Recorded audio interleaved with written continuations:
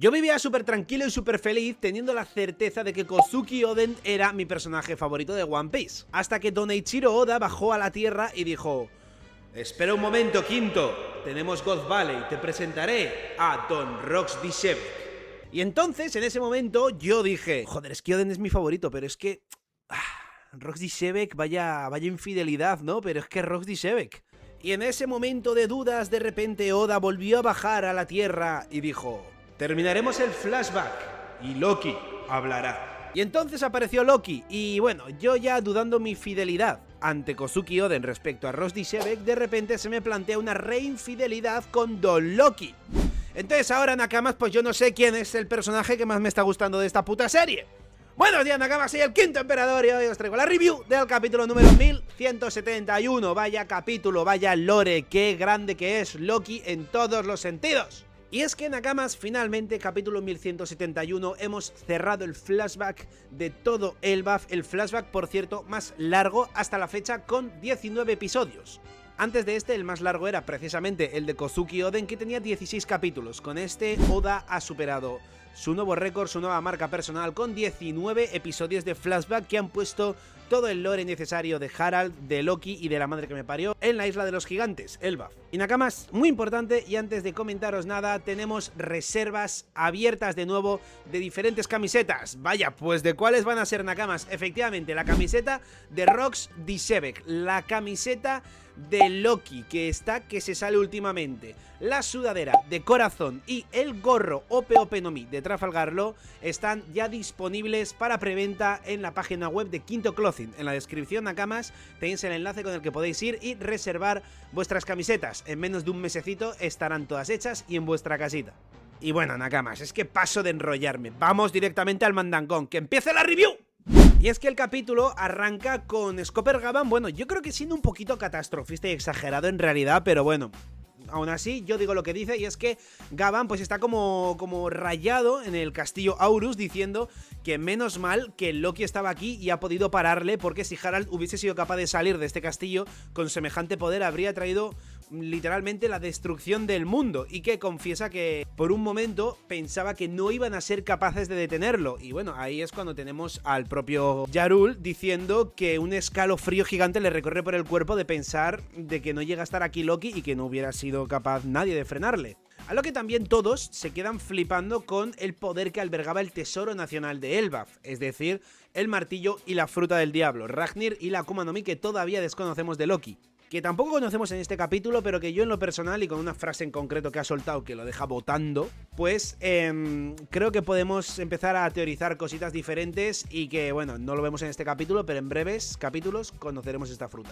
Por otro lado tenemos a un Shanks especialmente rayado, recordando conversaciones pues con Figarland Garling, con su padre, y por otro lado con Harald, en la que con Harald pues dice que una vez que se una a los Kami no Kishimoto podrá traer un nuevo amanecer a Elbaf, y luego por otro lado vemos como en una conversación entre Garling y Shanks, pues bueno, pues Garling le menciona que todo lo que desee puede ser concedido aquí, que pobre hijo suyo, que debe haber pasado muchas carencias en la vida que llevaba ahí con Roger y compañía. Y bueno, entonces como que Shanks empieza a rabiar muchísimo, se empieza a agarrar el brazo súper fuerte, y Gavan pues bueno, parece que le separa en plan de que no hagas eso, no sé qué. Por lo visto debe ser algo pues que Shanks hace frecuentemente, como que no puede odiar más básicamente la familia que le ha tocado y el pasado breve que le ha tocado vivir en Tierra Santa de Mareilloa. Claro, de repente en el capítulo 1171, 1170 capítulos después concretamente, es como que Oda, aunque al principio no lo tuviera pensado, ahora nos justifica lo fácil que Shanks puso el brazo para que el rey marino se zampara el brazo de Shanks, básicamente. Y también, bueno, aunque no estuviera pensado desde el principio esto, insisto, ahora mismo acaba de justificar bastante fuertemente todo lo que acaba de pasar en el primer capítulo, ¿no? Y es que a todo el mundo le sorprendió, incluso Shirohige, tras el arco de Haya, explicó que todo el mundo se sorprendió de que Shanks apareciera de East Blue, un Yonkou apareciera de East Blue sin un brazo. Y es que bueno, además del argumento que puso en ese momento Shanks de que lo dio por la nueva era, también podemos entender que fue el sacrificio que estuvo dispuesto a dar por haber nacido en esa familia y por haber estado un tiempo en Mareilloa, ¿no? Sacrificó ese brazo, el signo maldito se fue a la mierda y básicamente, pues bueno, nos lo acaba de justificar 1170 capítulos después. Y tras esto ya tenemos un momento bastante duro y que ya empieza a sumar puntos a Loki en este capítulo, porque de esto va a consistir este capítulo, en que Loki no para de sumar puntos como uno de los mejores personajes de la serie. Y vemos un Loki pues rayado de cojones diciendo que entonces así es como termina alguien que amó profundamente a su pueblo. Me parece demasiado cruel. Y vemos, bueno, pues Loki a modo de gesto de respeto como pone a Harald la capa que tiene Loki, pues cómo se la pone para que no se vea el cuerpo de su padre. Y tras esto, Nakamas, viajamos al lugar que siempre nos gusta viajar y que cerramos la boca y abrimos los oídos y los ojos y lo que hay ahí debajo también. Y vamos a Tierra Santa de Mareilloa, donde Im está totalmente enfadado diciendo: se le fue entregada la inmortalidad, fuerza sobrehumana, y siendo el miembro encima de la tribu de los gigantes ancestrales, que ya de por sí es un tremendo bicho. Aun con eso, alguien ha sido capaz de derrotarle. ¿Quién demonios ha sido y qué puede estar pasando en Elbaf? Vemos que Im, pues parece ser que a pesar de que es como el dios del mundo, entre comillas, realmente no tiene una especie de poder omnipotente y no es capaz, a pesar de estar como condicionando y manipulando mentalmente a Harald, no es capaz de ver desde los ojos de Harald ni sentir, sino que es consciente de que le ha derrotado, de que una parte de los Kami no Kisidan ha muerto, pero no sabe la razón ni quién ha sido. Eso evidentemente es un punto muy a favor para nosotros. A lo que el Gorosei dice: permítenos enviar a otros Kami no Kisidan para investigar la situación en Elbaf, y Im dice que ni de coña, o sea que si han sido capaces de derrotar a Harald con esas pedazos de condiciones que cumplía de gigante ancestral y de todo, cualquier otro Kami no Kisidan evidentemente va a ser papilla. E me explica una cosa muy interesante, y es que dice que cada contrato que crea de Kami no Kisidan le cuesta muy caro a Im. Y aquí no entendemos a qué se refiere, pero vemos que está como jadeando constantemente, que está como cansado. Entonces parece ser que el hecho de hacer un contrato de Kami no Kisidan, ese sello maldito, y luego también como consecuencia parece ser derrotar o asesinar a alguien, como en este caso Harald, es decir, alguien con contrato de Kami no Kisidan, parece ser que le cuesta, yo diría que vida a Im. Es decir, algo así como una especie de Horcruxes de Harry Potter, que sabemos que Voldemort repartió su vida, entre comillas, en diferentes puntos y diferentes cositas, ¿no? Pues bueno, parece ser que Im puede tirar un poco por ahí. Y que los Kami no Kisidan y el Gorosei tengan parte de la vida de Im. Es decir, Im es inmortal y de alguna forma, mediante demonio, mediante fruta del diablo, mediante tecnología, adivina tú cómo, de alguna manera es capaz de su inmortalidad, quitarse una parte de esa inmortalidad y darla a otros seres, como son en este caso los Kami no Kisidan y el Gorosei. Ahora, si uno de estos muere, parece ser que eso le afecta a Im. Es la forma en la que estoy yo entendiendo todo esto. E Im hace un speech con una revelación al final que yo creo que nos lo podíamos oler, pero que aún así siempre impresiona que se nos diga, y sobre todo por parte de alguien como Im.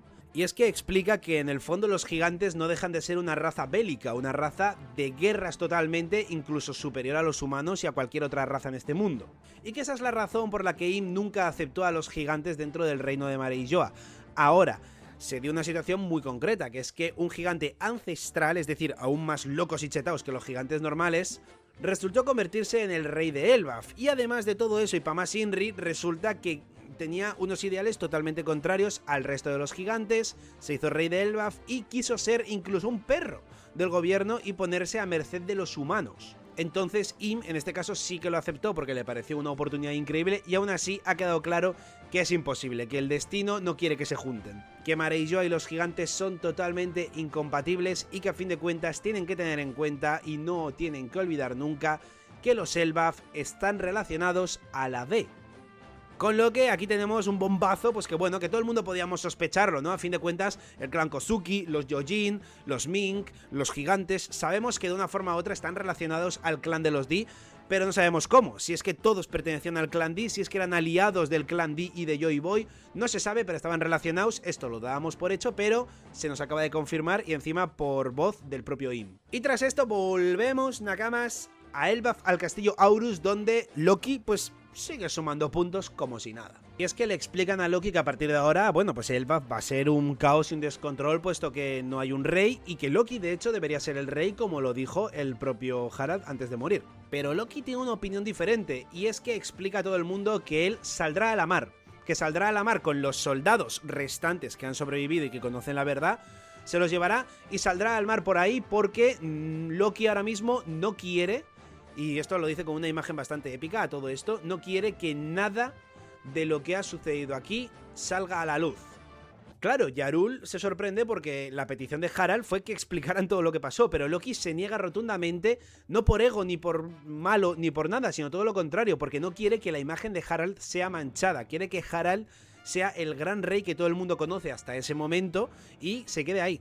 Yarul se pone nervioso porque le dice: Loki, si no decimos la verdad, todo el mundo va a echarte la culpa a ti, como pasa siempre. Y Loki dice que precisamente por eso está acostumbrado a ello y que le da totalmente igual, que él se lanzará al mar, asumirá la culpa y ya está. Pero él no puede convertirse en rey, puesto que no sería capaz de llevar a cabo los ideales de su padre. Además dice que ahora tiene un nuevo propósito en la vida, y es que con el poder que acaba de recibir, es decir, Ragnir y la Akuma no Mi, se asegurará de que tanto su padre como los soldados caídos en este combate puedan descansar en paz. Es decir, Loki busca venganza ante el gobierno mundial.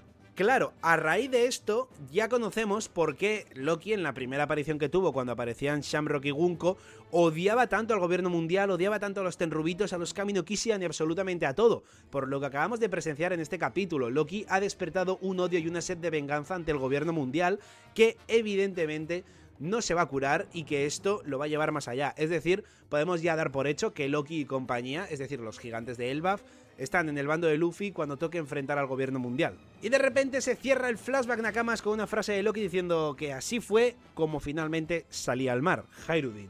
Ahí tendríamos la razón de por qué tiene una recompensa especial de 2.600 millones, dicho por el propio narrador cuando apareció, que tenía una recompensa especial, nunca habíamos leído eso, supongo que será que directamente le pusieron esa recompensa por ser gigante ancestral o lo que sea, de 2.600 millonacos, con lo que vemos que Loki, pues bueno, pues sí que parece ser que tuvo aventuras por el mar, cosa que yo desconocía y todos desconocíamos realmente.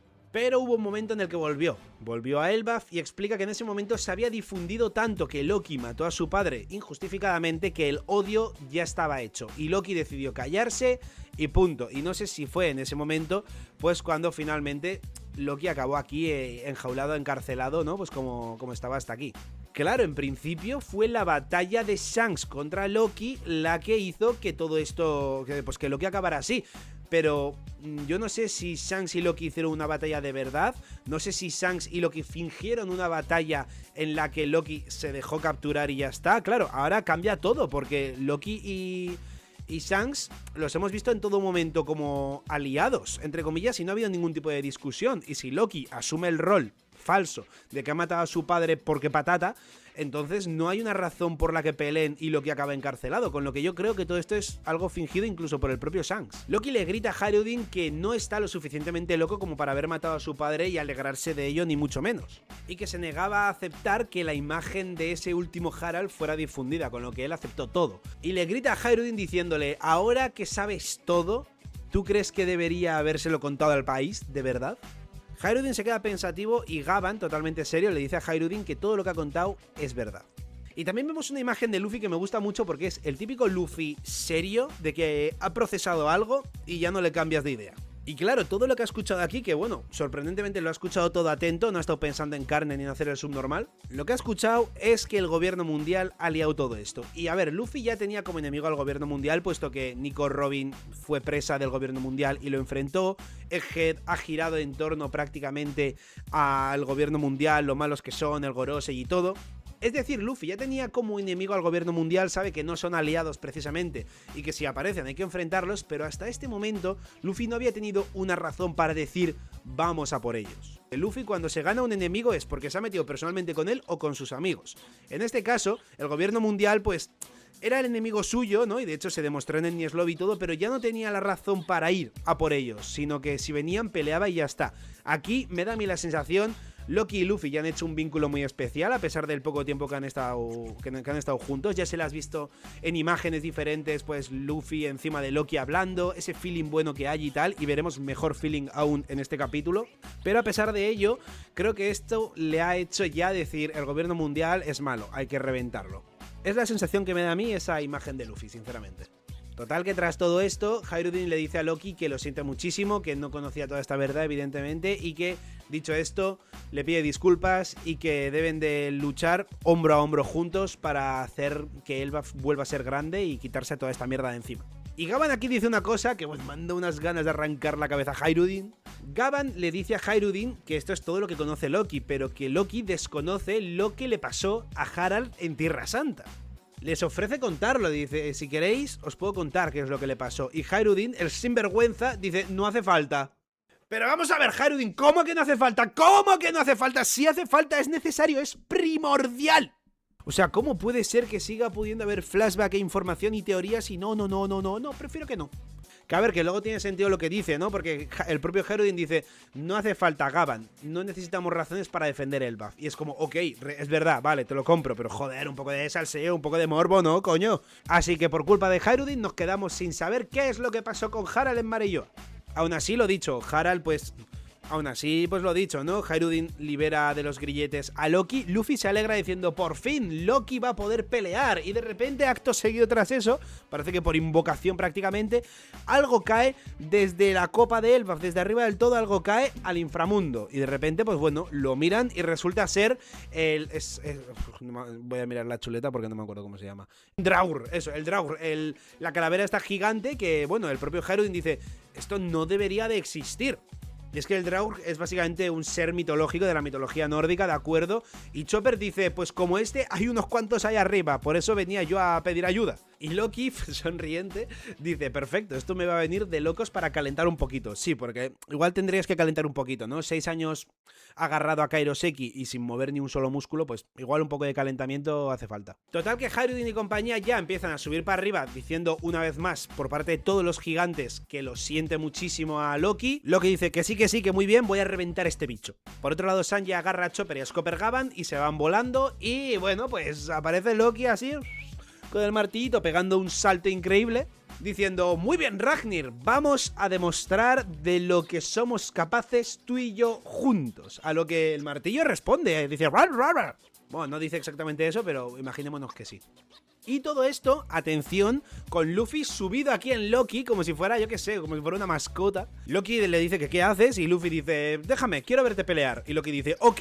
Y ahí es cuando procede, ¿no?, a demostrar lo que es capaz de hacer con Ragnir. Y atención porque le mete un zambombazo histórico llamado Niflheim, ¿vale? Que Niflheim es dentro del Yggdrasil, es decir, del árbol que es donde está todo el mundo y toda de la mitología nórdica, que Elbaf está basado en el Yggdrasil, ¿vale? Uno de los 8 mundos que tiene se llama Niflheim, que es el infierno, bueno, el infierno no, pero es como el lugar más helado y más frío de todo el Yggdrasil, de todo el árbol, ¿vale? Pues, haciendo honor a ese nombre, Loki mete un zambombazo histórico al Draugr, al monstruo este, que congela al bicho. Y Luffy, evidentemente, pues se queda mega flipando. Y nosotros más aún porque nosotros nos quedamos como, a ver, pero el martillo lo que hacía no era traer rayos desde el cielo e impactarlos en el enemigo. ¿Cómo que hielo? Y con esa fantasía termina el capítulo, Nakamas. Parece ser que el Ragnir, Ardilla la Martilla, no es capaz únicamente de traer el rayo, sino que parece ser que es capaz de jugar con otros elementos también. Yo no sé si será capaz de jugar con todos los elementos que están representados en el propio Yggdrasil mediante los mundos, es decir, pues que, yo qué sé, si le golpeas con algo del rayo, pues cae rayos, y con el Niflheim, como es la tierra helada, hielo, si de repente el Helheim, que es como el infierno, pues le golpeas y hace fuego. No sabemos si va por ese lado o porque es capaz de absorber el clima del entorno y plasmarlo, porque ahora mismo estamos en el inframundo de Elbaf, que es todo congelado. Entonces, igual en base a eso es como ha conseguido meter una hostia con hielo. No lo sabemos, pero bueno, que mínimo tiene 2 elementos, parece que va a tener más, y es que, como decía, en la reacción Nakamas se han juntado 3 elementos en Loki que no tienen ningún sentido, ¿vale? O sea, Loki, gigante ancestral, una puta mala bestia con Haki del Conquistador, que ya con el martillo de mierda que tenía antes era capaz de reventar lo que le saliera de los huevos. Segundo factor, Ardilla la Martilla, alias Ragnir, o sea, un martillo legendario capaz de manipular elementos y que ya de por sí mete unos zambombazos que fue capaz de romper el martillo con el que Loki fue a golpearle a Ardilla la Martilla. O sea, otra mala bestia. Y luego por otro lado, una Zoan mitológica tesoro nacional de Elbaf, que probablemente sea de los seres más chetados del universo de One Piece, ¿de acuerdo? Pues bueno, ahora coges a ese Loki que te he hablado de gigante ancestral con Haki del Rey, a Ardilla la martilla con la capacidad de mover los elementos y ser indestructible, y la Zoan mitológica, una de las más poderosas del mundo y tesoro nacional de Elbaf que nadie desde hace cientos de años ha ingerido. Coge esos tres factores y ¡júntalos! Pues ahí tenemos a Don Loki, chavales. Un personaje que además de eso, como he dicho, se ve que es un personajazo con muchos valores y con un amor a su padre capaz de hacer todo lo que ha hecho, que es pues que se expanda una mentira en contra de Loki que endemonia a este propio personaje sin él haber hecho nada. Es más, siendo él quien ha salvado a Elbaf en realidad. Pero todo esto finalmente ha salido a la luz de una manera totalmente satisfactoria. Ahora Loki está empezando ya a tener un lavado de imagen que es el que se merece realmente. Y bueno, ahora se ha reventado este bicho. Y hay un factor muy importante que quería dejarme para el final, Nakamas, y es que cuando todos se van, Loki dice que él se queda aquí pues porque quiere partir la cara a este bicho para ir calentando y que no se preocupen por él porque él puede ir volando. Esto se puede entender de una forma también que depende de las traducciones, da pie a pensar que es que él llega volando en plan de que llega rápido, de que llega en un momento arriba, pero yo creo que con esto hay que ser un poco más literales. Y es decir, que él, pues que se vayan yendo porque él puede subir hasta arriba volando, literalmente.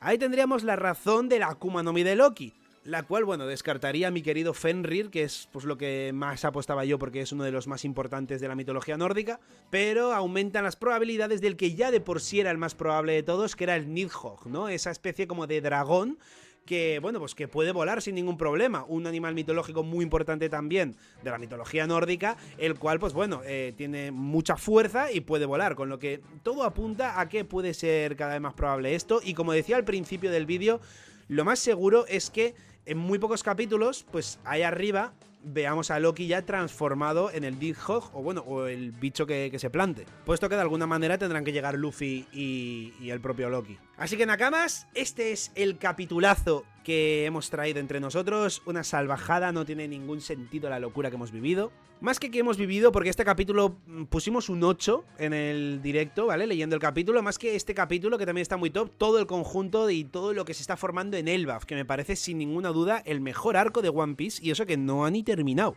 Pero todo lo que estamos viendo mediante el flashback, mediante personajazos, mediante la historia que tiene el propio Elbaf, la importancia de este y que ahora Im nos revela que está relacionado a la D, están siendo tantas cosas que no tiene, vamos, ningún sentido, o sea, una locura. Así que Nakamas, hasta aquí llegaría esta review del capítulo número 1171. La semana que viene no hay capítulo, vaya agujero en el pecho que me acaban de dejar, ni Ace sufrió tanto. Pero aún así, lo bueno se hace esperar, Nakamas Duelis. Así que me encantaría que vayáis ahí debajo y le deis al botoncito de suscripción, porque durante esta semana seguirá viendo vídeos, a pesar de no haber capítulo. Tendremos las reviews, las reacciones de todo lo que viene por delante, con lo que Nakamas, espero que estéis aquí en este barco, porque Elbaf está siendo una locura, un sinsentido, como he dicho, y me encantaría que todos vosotros lo viváis junto a mí en las reacciones, en las reviews, en las teorías y en todo. Así que ahí debajo tenéis ese precioso botoncito de suscripción, Nakamas. Muchísimas gracias por todo, un saludo y hasta mi próximo vídeo.